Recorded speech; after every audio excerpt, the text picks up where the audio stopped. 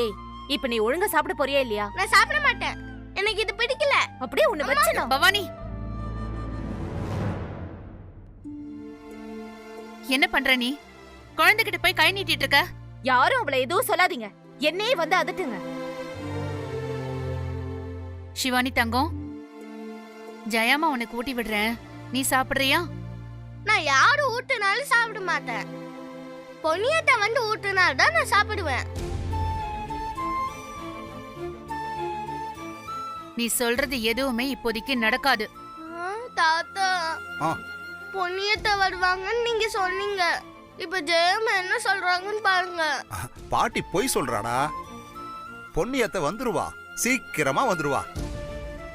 ஜெயம்மா, உங்களுக்கு தான் தெரியல, பொன்னியத்தை வருவாங்களாம். அவர் அப்படிதான் சொல்லுவாரு. அதையெல்லாம் நம்பி நீ ஏமாந்துட்டு இருக்காத. அவெல்லாம் வர மாட்டா. அவளுக்கு உன் மேல அக்கறையும் கிடையாது. உன்னை நல்லா பாத்துக்கணும், உன் கூட இருக்கணும்னு நினைச்சா அவ இப்படி விட்டுட்டு போயிருப்பாளா? மா, என்ன பேசுறீங்க நீங்க? குழந்தை ஏதாவது கேட்டானா அதுக்கு ஆறுதலா ஏதாவது சொல்றதை விட்டுட்டு இப்படி நெகட்டிவா பேசிட்டு இருக்கீங்க.